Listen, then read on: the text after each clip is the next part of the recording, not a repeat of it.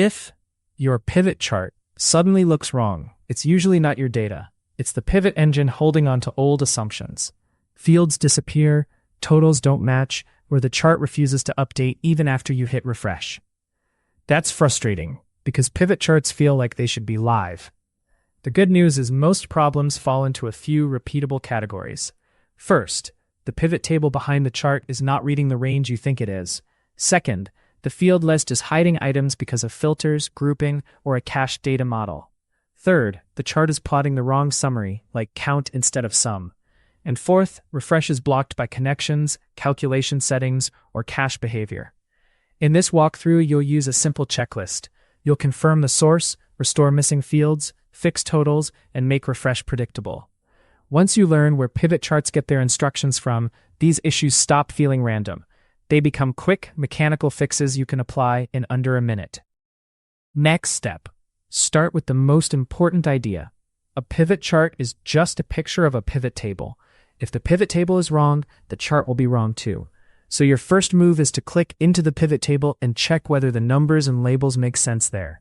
If the table is correct, but the chart is not, that's usually a chart formatting or axis issue. If both are wrong, it's almost always source data, field settings, or filters. This mental model saves time because it tells you where to troubleshoot. Also remember that pivot tables use a cache. That cache can keep old items, old grouping, and even old field names. So when you change the data, the pivot table may not forget what it learned before. That's why you can see blank categories, missing categories, or totals that look inconsistent. Treat the pivot table as the single source of truth. Fix the table first. Next step. Next, confirm the pivot table is pointing at the right data. A classic failure is when new rows were added, but the pivot source range stayed fixed. The pivot table will refresh perfectly, but only for the old range. Another common issue is extra blank rows or columns inside the source, which can cut the range short or create strange field names. The most stable fix is to convert your source range into an Excel table. Tables expand automatically, and pivot tables love them. If you can't use a table, at least check the Change Data Source setting and confirm the full range is included. Also watch for multiple header rows, merged cells, or missing headers. Pivot tables require a single header row with unique names. If two columns share the same header, Excel will silently rename one, and your field list won't match what you expect. Get the source right, and many missing field problems disappear. Next step. If fields are missing from the pivot field list, check the simplest cause first. The column might not be in the source anymore, or its header changed. Even a trailing space in a header can create a new field name. Next, check whether you're working with a pivot table built from the data model. Data model pivots behave differently, and some fields can appear under different tables or relationships. Another frequent cause is that the pivot table layout is filtered so aggressively that it looks like fields are gone. For example, if a field is only used as a report filter, you might forget it's there. Also, some fields won't show expected items because pivot caches old items and hides new ones until refresh. If the field list itself is not visible, it may simply be toggled off. The key is to separate field missing from source, from field present but not showing items. Next step. Now let's tackle missing categories or items, like a month that should be on the chart but isn't. This is usually filter behavior, grouping behavior, or the show items with no data setting. First, check the field's filter. A single unchecked item can remove it from both table and chart. Second, if the field is grouped, the group can exclude items outside the group boundaries. Dates are famous for this. Third, pivot tables can hide items that have no rows in the current filter context. If you need a complete axis, like all months, you may want to show items with no data. That forces the pivot to display the full list, even if some months are 0. One caution: showing items with no data can create a lot of empty categories and slow things down. Use it only when you need consistent categories for reporting. This one setting fixes many "my chart is missing a label" complaints. Next step. Wrong totals are the next big complaint. The pivot chart might show a number that doesn't match your expectation, or it doesn't match a manual sum. In most cases, Excel is doing exactly what you told it, just not what you meant. Start by checking the value field settings. Is it sum, count, average, max, or something else? If your numeric column contains blanks or text, Excel may switch to count. That makes totals look too small or too large depending on context. Next, check if you're using distinct count, which is only available in some pivot setups and can dramatically change totals. Also watch for hidden filters and slicers. A slicer selection can change totals while leaving the chart looking normal. Finally, if you're mixing calculated fields, calculated items, or measures, remember they follow different rules and can produce totals that don't match row-level math. Confirm the aggregation type first. Next step. If your totals are close but not right, you may be hitting a formatting and data type problem. Pivot tables don't just display numbers, they interpret them. A number stored as text won't behave like a number. Dates stored as text won't group correctly, and currency symbols typed into the cell can turn values into text. A quick test is to check whether the source column aligns right like numbers typically do, and whether formulas like sum work as expected. Another subtle issue is rounding. If your source data contains many decimals, the pivot might display rounded values but sum the full precision. That can make your visible numbers not add up exactly. Also check for duplicated records. Pivot tables don't know what a duplicate is. If the source has repeated rows, the pivot will sum them. When people say, the pivot is wrong, it's often the source data that changed. Clean the data types, then refresh, then recheck the totals. Next step. Refresh issues come in a few flavors. The first is, I refreshed, nothing changed. That often means you refreshed the chart, not the pivot table, or you refreshed one pivot, but not the one connected to your chart. The second is, it updates sometimes. That can be caused by manual calculation mode, where formulas feeding the source haven't recalculated yet. The third is connection-based. If your pivot pulls from an external source, refresh might be disabled, delayed, or require credentials. A practical approach is to refresh the pivot table explicitly, then refresh all connections if needed. Also check whether your pivot table is built from a range that contains formulas. If those formulas depend on volatile inputs, you may need to force a recalculation before refreshing. And remember the cache. Refresh updates the cache, but it may keep old items unless you change cache settings. Refresh is not just a button, it's a sequence. Calculate, update source, update cache, then update pivot, then update chart. Next step. Let's talk about pivot cache settings, because they explain a lot of ghost problems. Pivot tables store a snapshot of unique items they've seen, even if those items are later removed from the source.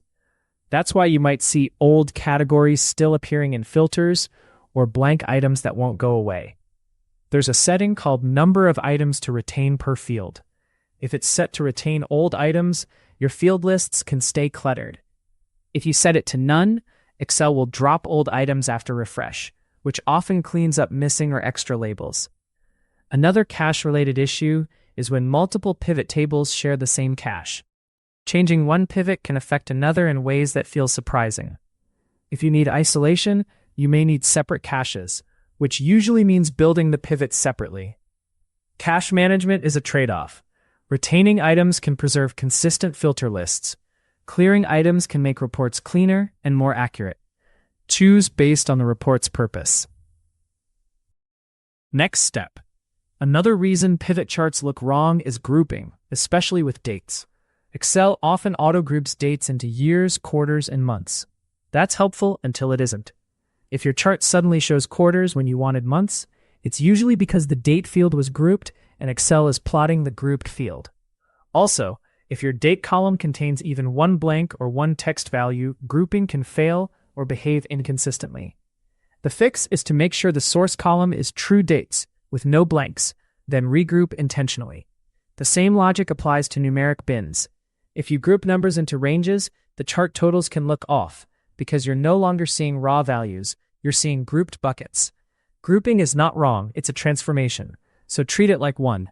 Decide the level you want, apply it deliberately, and document it mentally so you don't compare grouped totals to ungrouped expectations.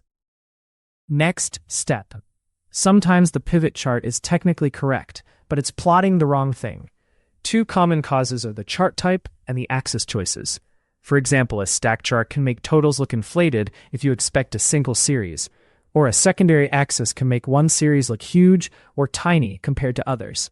Another subtle issue is that pivot charts can include hidden series when fields are in the values area multiple times, like sum of sales and count of sales.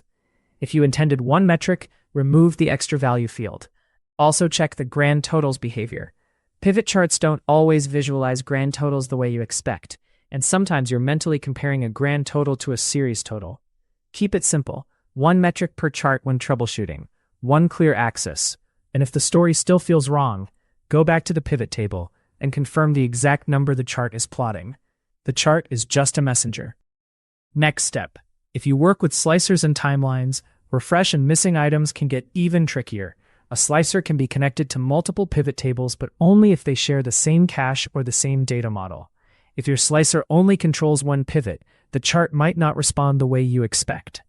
Also, slicers can hide items that have no data, which makes it look like categories disappeared. Another issue is that slicers remember selections. So after you update data, the slicer might still be filtering to an item that no longer exists, leaving you with blanks or zeros. The fix is to clear the slicer filter, then refresh, then reapply the selection. If you need stable reporting, consider building a small calendar or category table and using relationships in the data model. That's more advanced, but it gives you consistent axes and slicer lists. For most cases, just reset slicers when things look odd. Next step. Here's a fast troubleshooting checklist you can run every time. First, verify the pivot table numbers, not the chart. Second, confirm the data source range and prefer an Excel table. Third, check filters, slicers, and grouping because they remove items silently.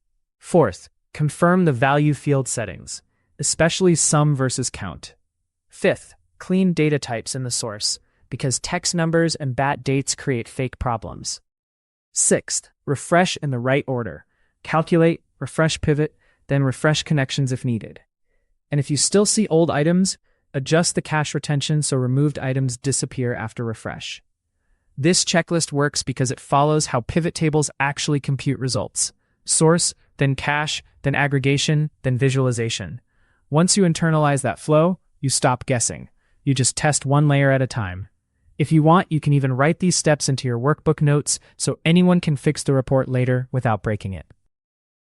Next step. To wrap up, pivot charts fail for predictable reasons. Missing fields usually trace back to the source headers, the data model, or a hidden field list. Wrong totals usually come from the wrong aggregation, bad data types, duplicates, or filters you forgot were active. And refresh issues usually come from calculation mode, external connections, or cache behavior.